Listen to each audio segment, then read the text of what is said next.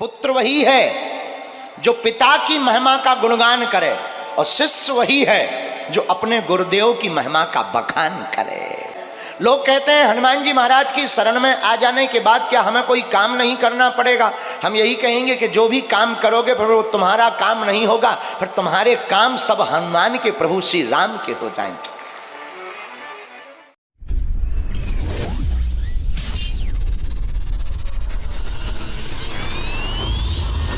सदवचन जो बदल दे आपकी जिंदगी, चैनल को सब्सक्राइब जरूर करें। नमस्कार, आप देख रहे हैं न्यूज स्टार एमपी चैनल। सदवचन जो बदल दे आपकी जिंदगी कार्यक्रम में आपका स्वागत है। हमारे न्यूज स्टार एमपी चैनल के माध्यम से इस कार्यक्रम में आपके जीवन के जो अच्छे पल होते हैं उन अच्छे पलों को जिंदगी में उतारने के लिए प्रेरित करते हुए आपका जीवन सुखमय बनाने के लिए ऐसा प्रयास किया जाता है। कहीं ना कहीं हम किसी ना किसी गलत दिशा की ओर अपने जीवन को मोड़ देते हैं, तो हमें उस गलत दिशा से हटकर अपने जीवन को अच्छे दिशा की ओर मोड़ते हुए उन्नति के पथ को चुनना चाहिए। जैसा कि दूसरों के सुख को देखकर कभी कभी हम दुखित क्यों हो जाते हैं, क्योंकि दूसरों को देखते हैं हम अधिकांश, अपने से बड़े को देखते हैं, अपने से उच्च लेवल को देखते हैं, उसके ऐश व आराम को देखते हैं, उसके दिनचर्या जो उसकी है, उसकी गाड़ियाँ बंगला, उसको अन्य तरह तरह के जो संसाधन, उनको देखकर हम अपने मन में दुखी हो जाते हैं। पर ऐसा नहीं करना चाहिए, क्योंकि हम विद्वानों ने कहा है कि दूसरों के सुख को देखकर दुखी मत हो, अपना जो है अपने से नीचे वाले को देखिए आप, तो आप सुखी हो जाएंगे। आइए सुनते हैं पंडित धीरेन्द्र कृष्ण शास्त्री को क्या कहते हैं वो। पुत्र वही है जो पिता की महिमा का गुणगान करे और शिष्य वही है जो अपने गुरुदेव की महिमा का बखान करे। बिल्कुल। लेकिन आजकल तो हम लोग अपनी ही महिमा गाते हैं, दूसरों की तो सुन ही नहीं पाते। सही बात। और आदमी अपने दुख से दुखी कम है, पड़ोसी के सुख से ज्यादा दुखी है। बिल्कुल। पड़ोसी के पास में मोटर कार आ जाए टेंशन में, बताओ तो हम मोटरसाइकिल नहीं ले पाए, ये BMW से घूम रहे। सही बात है। तुम क्यों अपना हार्ट फेल कर ले रहे? उसने काम किया, उसने पाया, तुम करो, तुम पाओ, तुम करो और क्या है? लोग कहते हैं हनुमान जी महाराज की शरण में आ जाने के बाद क्या हमें कोई काम नहीं करना पड़ेगा। हम यही कहेंगे कि जो भी काम करोगे फिर वो तुम्हारा काम नहीं होगा, फिर तुम्हारे काम सब हनुमान के प्रभु श्री राम के हो जाएंगे। बिल्कुल बिल्कुल सही बात है। तो देखिए किस प्रकार से उन्होंने बताया कि अगर तरक्की करना है, उन्नति करना है, तो खुद तरक्की कीजिए, आप खुद कर्म कीजिए, खुद आगे बढ़ने का वो कीजिए, ना कि दूसरों को देखकर दुखी होइए, मन को दुखित कीजिए। दूसरों की बुराई न ढूंढें। आप क्या करते हैं, अक्सर दूसरों की बुराइयां ढूंढने लगते हैं। अरे वो फलाना ऐसा, वो ऐसा, वो ऐसा, वो ऐसा। कभी कभी तो हम इतना दूसरों के उसमें दिमाग लगाने लगते हैं कि उसके जो हम बुराइयां ढूंढकर जो प्रसन्न हो जाते हैं कि अरे यार वास्तव में उसमें बहुत बुराई हैं, लेकिन हमारे अंदर जो बुराइयां हैं हम उनको नहीं देखते हैं। हम उनको देखकर उनको त्यागने लगे तो एक अच्छा जीवन हमारे अंदर भी बसर हो सके। क्योंकि हमारी जो कथावाचक हैं जया किशोरी जी बता रही हैं वो किस तरह से कि दूसरों की बुराई ना ढूंढें, अपने अंदर जो अच्छाइयाँ हैं उस अच्छाइयों को अपने जीवन में लगाएं। सुनिए क्या कह रही हैं वो। कि ये भी नहीं है कि मरने के बाद भी व्यक्ति की बुराई नहीं होगी, उस पर भी होगी। 10 बात उसकी बुराई की कर लेंगे और फिर कहेंगे अब छोड़ो, अब तो चला गया, अब क्या बोलना। अरे 10 बोल ली तुमने। सही बात है, और क्या।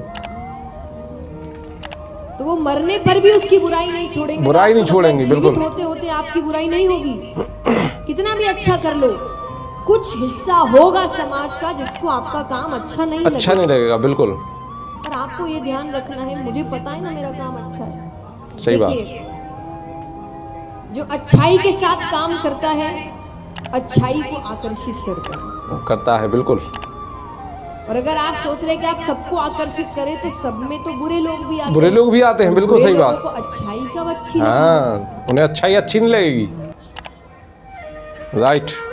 बिल्कुल सही कहा कि किस तरह से हम सभी का सभी के मन की बात हम नहीं कर सकते। सभी के जो सब चाहते हैं कि सबके हिसाब से हम चलें, तो सब में तो फिर बुरे लोग भी हैं। हम बुरे लोगों के हिसाब से थोड़ी हम चल सकते फिर। क्योंकि हमें अच्छा चलना है। बस हमें ये अंदर अपने अंदर कॉन्फिडेंस होना चाहिए कि हम अच्छा कर रहे हैं, हमें अच्छा करना है बस। ना कि दुनिया में जो सभी लोग हैं, सभी लोगों का मतलब ये है कि जो सब कुछ लोग बुरा चाहने वाले भी हैं, कुछ लोग बुरी सोच वाले भी हैं, तो हम उनके हिसाब से कैसे अच्छा कर सकते हैं? नहीं कर सकते हैं। इसीलिए हम अधिकांश कोशिश करें कि अपने अच्छे के लिए ही चलें आगे, हम जो जितना बन सके हम अच्छे अपने कॉन्फिडेंस से आगे अच्छा ही करें। तो शिक्षा के साथ साथ संस्कार भी बहुत ज़रूरी हैं, ये तो क्लियर बात है। ज्ञान हमने कई जगह से अर्जित किया, ज्ञान हम किताबी ज्ञान हुआ, चाहे मतलब शिक्षा के साथ कोई बड़ी अच्छी पढ़ाई, हाई फाई पढ़ाई कर रहे हैं हर चीज़, लेकिन उसके साथ साथ हमारे अंदर संस्कार होना बहुत ज़रूरी है। आपके जो बच्चे हैं उन बच्चों में संस्कार की बहुत ही कीमत हो जाती है। जब उनके अंदर शिक्षा अच्छी हो जाए और उनके अंदर संस्कार भी आ जाएं तो फिर उसकी बहुत ज़्यादा कीमत हो जाती है। तो हमारे बता रहे हैं पंडित अनिरुद्धाचार्य जी महाराज बता रहे हैं कि किस तरह से बच्चों में शिक्षा के साथ साथ संस्कार भी बहुत ज़रूरी हैं। सुनिए। शिक्षा जरूरी है पर संस्कार उससे भी ज़्यादा जरूरी है। बिल्कुल। पहले शिक्षा नहीं थी, पहले के लोग कहाँ ज़्यादा पढ़े लिखे थे। सही। 5वीं तक भी शायद कोई पढ़ता था पहले, आज के 70 साल पहले, 80 साल पुरानी हम बात कहें। राइट।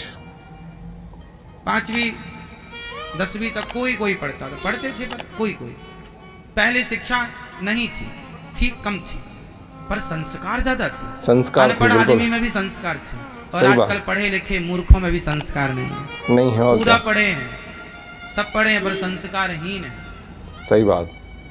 उन्हें यही ज्ञान नहीं है कि अपनी माँ से कैसी बात करनी चाहिए, उन्हें यही ज्ञान नहीं है कि अपने पिता से कैसी बात करनी। सही बात। पढ़े लिखे बराबर हैं पर बड़ों से बात करने की तमीज नहीं। सही बात। और ये तब आएगी ना जब शिक्षा तो आ गई पर संस्कार नहीं आए। वाह, बिल्कुल।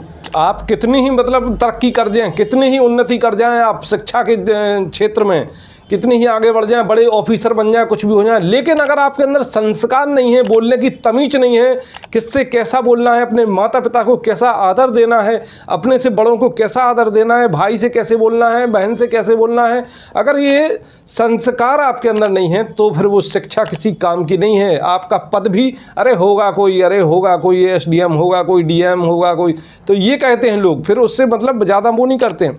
तो इसीलिए आपके अगर अंदर संस्कार भी हैं, नम्रता है, तो वास्तव में लोग तारीफ़ करते हैं कि अरे वाह ये है इंसान। तो इंसान बनने के लिए अच्छे संस्कार भी होना अच्छी बात है। अब हम आते हैं आज की दुनिया में जो प्यार चलता है, सच्चा प्यार कौन सा है, सच्चा प्यार कैसा है? तो प्यार की अनुभूति वो होती है जैसे हमारे माता पिता से हम प्यार करें, तो माता पिता से हम सर्वस्व न्यौछावर करके प्यार करते हैं कि उनकी बात को हम कभी भी न टालें, उनकी बात को कभी भी हम ऐसा मतलब वक्तव्य ना बोलें कि उनको कहीं ना कहीं अंदर ठेस पहुंचे, तभी आपको सच्चा प्यार लगेगा, माना जाएगा। आजकल के जो परिवेश में चल रहा है, जो सांसारिक में जो प्यार शब्द का नाम जो बदनाम किया जा रहा है, इस पर हमारे जो प्रेमानंद दास जी महाराज बता रहे हैं कि किस तरह से सच्चा प्यार की अनुभूति कौन सी होती है और सच्चा प्यार कौन सा होता है। आइए सुनिए प्रेमानंद दास जी महाराज। अध्यात्म में ये पावर देता है कि 100 बार मुझे गाली दोगे तो हर बार तुम्हें मैं प्यार करूंगा, देखता हूं तुम्हारी गाली जीतती है, मेरा प्यार जीतता है। और संसार में है कि अगर एक बार हम तुम्हारे सामने झुके तो तुम्हें झुकना पड़ेगा। संसार का स्वरूप है ये प्यार है। प्यार का मतलब मैं तुमसे प्यार करता हूं, तुम्हें जीवन भर सुख प्रदान करूंगा, तुम्हारी जो इच्छा वो करो, मैं तुम्हें प्यार करता हूं। चाहे माँ हो, चाहे पिता हो, चाहे पत्नी हो, चाहे पुत्र हो और चाहे भगवान हो। प्यार का मतलब केवल होता है मैं आपसे प्यार करता हूं, और प्यार का मतलब होता है अपने प्यारे को सुखी देखना। भला ऐसा प्यार कौन करता है? केवल प्यार शब्द का प्रयोग करके अपनी वासनाओं की पूर्ति की जाती है। तुम मरो, तुम जियो, तुम कोई मतलब नहीं। प्यार का मतलब ये नहीं होता। प्यार का मतलब होता है अपने प्राणों की बाजी लगाकर जिसे प्यार किया उसे सुखी रखना। तुम मुस्कुरा रहे हो, यही हमारे लिए सुख है, क्योंकि मैं तुमसे प्यार करता हूं। ऐसा कहां प्यार है? ये मोह, ये अज्ञान कहीं भी सफल नहीं होने देता। सही बात। ज्ञान की जरूरत है, हमें विवेक की जरूरत है, हमें भक्ति की जरूरत है, हमें भगवान के आश्रय की जरूरत है। आप समझ पा रहे? तो इसी प्रकार से जो प्यार शब्द का जो अर्थ होता है, तो हम माता पिता से, भाई बहन से, और जो पारिवारिक रिश्ते हैं या मतलब किसी मित्र से सच्चे मन से प्यार करें कि किसी भी प्रकार से कोई लोभ लालच या उसमें कोई छल कपट ना रहे, तो वही सच्चा प्यार है। आज की दुनिया में सब स्वार्थी हो गए हैं। स्वार्थ को त्याग कर ऐसे रिश्तों को कायम करना चाहिए, स्वार्थ हटाना चाहिए। स्वार्थ में जो है आदमी स्वार्थ के बस अहित भी कर देता है, तो ऐसा नहीं करना चाहिए। जो हमारा जीवन है, भगवान ने जीवन दिया है, तो इस जीवन को अच्छे से बसर कीजिए। इंसान इंसान से प्रेम करके इसको करिए, सभी द्वेष भावनाएं हटाइए। और हमारा जीवन जब उन्नति की ओर होगा तो सारी विघ्न बाधाएं हट जाएंगी। हम आज जो देखते हैं कि कथावाचकों के सामने लाखों व्यक्ति आ जाते हैं, लाखों व्यक्ति मतलब अपनी पीड़ा बस वहाँ पर रोते हैं, हे महाराज हमारी अर्जी लगे, हे प्रभु हमारी अर्जी लगे। हम उस अर्जी में अपने दुख की पीड़ा सुनाएं, वहाँ से हमें समाधान मिले। अरे आप पहले अपने घर का माहौल देखिए, माहौल आपके घर में कैसा है, आप उस माहौल को देखते हुए अपने माहौल को सुधारिए। हम कहीं किसी माहौल के कोई जिम्मेवार तो नहीं हैं, हम कहीं अपने सास ससुर या माता पिता को कहीं कोई तनाव तो नहीं देते हैं, हम उनसे लड़ते झगड़ते तो नहीं हैं। तब फिर आपकी जब वहाँ से बिल्कुल क्लियर मिल जाए कि हाँ अब हम अच्छे चल रहे हैं, हमारे अंदर कोई भी मतलब इस प्रकार से वो नहीं है, तो हमें दरबारों की ज़रूरत पड़ती है। नहीं तो भगवान स्वतः ऐसे लोगों को जो अच्छे चलते हैं, सच्चे चलते हैं और घरों में अपने सुख शांति का वातावरण बनाते हुए एक मानवता की ज़िंदगी जीते हैं, तो उनको ना पर्चों की ज़रूरत पड़ती है, ना ही दरबारों की ज़रूरत पड़ती है।